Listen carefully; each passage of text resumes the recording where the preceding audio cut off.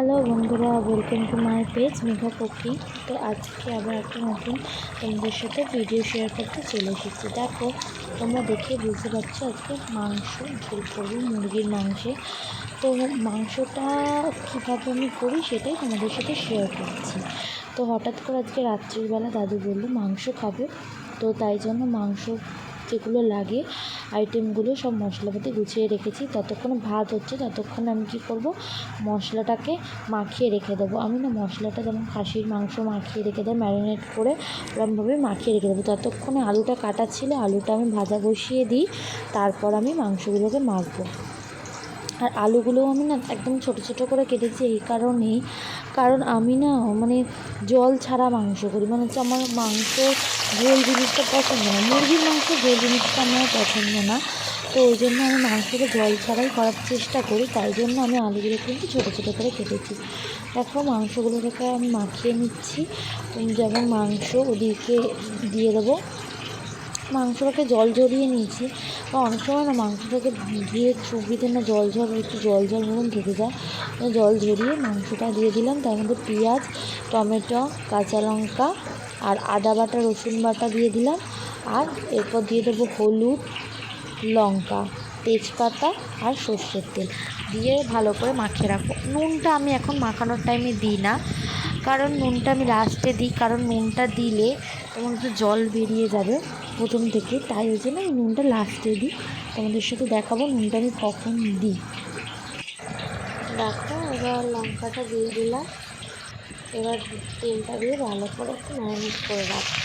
এর মধ্যে না টক দইও দিলে ভালো লাগে, কিন্তু আমি টক দইটা দিইনি।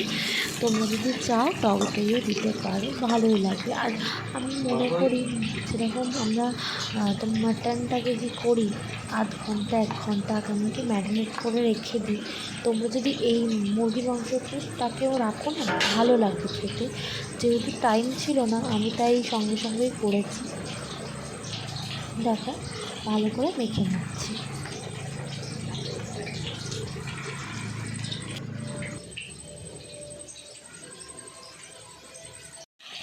তারপরে দেখলাম দেখো আলুগুলো লাল লাল করে ভাজা হয়ে গেছে।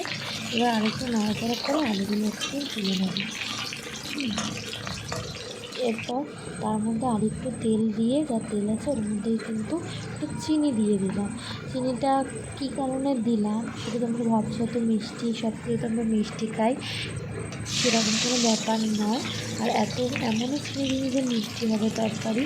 চিনিটা দিলাম কি তরকারির কালারটা ভালো আসে, ফ্লেভারটা ভালো হয়, তার জন্য দিলাম। দিয়ে তার মধ্যে আমরা এবার মাখানো যে মাংসটা রয়েছে সেটা দিয়ে দেবো। দেখো দিয়ে একটু ভালো করে নেড়ে চেড়ে নেড়ে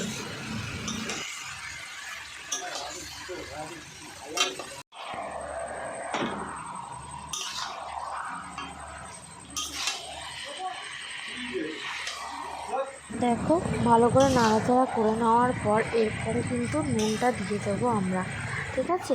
কারণ একটু নাড়াচাড়া করা হয়ে গেছে, একটু পেঁয়াজগুলো হয়ে এসছে, এবার নিয়ম মতন করবো নুনটা দিয়ে দেবো। আমি না লেটে এই কারণেই নুনটা দিই, যাতে কি একটু পেঁয়াজগুলো ভাজা ভাজা হয়ে যাবে, তারপরে যাতে গলে যায়, তার জন্য। আর তোমরা কীরকমভাবে করো অবশ্যই কিন্তু কমেন্ট করে জানিও, ঠিক আছে? মাংসটা যতক্ষণ হোক ততক্ষণ আমি তোমাদেরকে আরেকবার বলে দিচ্ছি যে যারা যারা চ্যানেলটাকে লাইক করোনি অবশ্যই লাইক করো, ফলো করো আর কমেন্ট অবশ্যই করো। দেখো আমি কিছুক্ষণ পর ঢাকা দিয়ে রেখেছি, একদম আস্তে করে ফ্লেম করে দিয়েছি গ্যাসে, দেখছি জল বেরিয়েছে এতটা। হ্যাঁ, এই যে জল বেরিয়েছে, আমি বলি না মাংস আমি জল ছাড়াই রান্না করার চেষ্টা করি, তোমরা সবাই ভাবতে পারো জল ছাড়া আবার মাংস কীভাবে রান্না করবে। হ্যাঁ, এই যে জলটা বেরিয়েছে এই জলেই স্বাভাবিক আমি সেদ্ধ করে নিই। কিন্তু আমাদের বাড়িতে কিন্তু আমাদের বেশিরভাগ লোক কিন্তু একটুখানি কি কষা মাংস খেতে ভালোবাসে, মুরগির মাংস।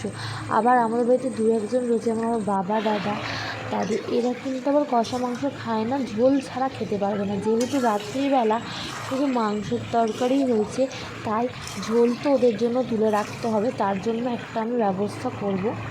দেখো এবার ঝোলটা শুকিয়ে দিতে আলুগুলো দিয়ে দিলাম মাংসের মধ্যে, একটু ভালোভাবে কষিয়ে নিলাম। প্রথমে ভাবলাম এর আমি রাখবো, তারপরে ভাবলাম ওদের তো একটু ঝোল রাখতে হবে, নাহলে ওরা খাবে কী দিয়ে। তাই ঠিক করলাম যে একটু নাড়াচাড়া করে নিয়ে অল্প পরিমাণে একটু জল দিয়ে দেবো। দেখো আমাদের কিন্তু এখানে এবার কষা কষা প্রায় হয়ে এসেছে। তার মধ্যে আমি কী করব, 3টে এলাচ দিয়ে দিলাম, দিয়ে ভালো করে একটুখানি নাড়াচাড়া করে নেবো। অন্য সময় না আমার দিদা যখন মাংস করে আমরা গুঁড়ো গরম মশলাই দিয়ে থাকি, কিন্তু আজকে আমি গুঁড়ো গরম মশলা দিলাম না, আমি কিন্তু দিয়ে দিলাম গোটা এলাচ। দেখো আমি বললাম না অল্প পরিমাণে জল দিয়ে দেবো, একদম সামান্য পরিমাণে আমি জল দিয়েছি, ওই 1 গ্লাসের মতন জলটা দিয়েছি, যাতে একটু সামান্য আলুগুলো সিদ্ধ হয় আর ওদের জন্য একটু ঝোল তুলে রাখতে পারি। দেখো অল্পই ঝোল তুলে রেখেছি। আর দেখো আমি বললাম না আমাদের বাড়িতে আমি কিন্তু কষা মাংস খাই, আমাদের বাড়িতে কিছু কিছু লোক কষা মাংস খায়, তার জন্য মাংসটাকে আবার কিন্তু আমি কষা করে নিচ্ছি। তাই তোমরা বলো কেমন হয়েছে, অবশ্যই কিন্তু কমেন্ট করে জানিও।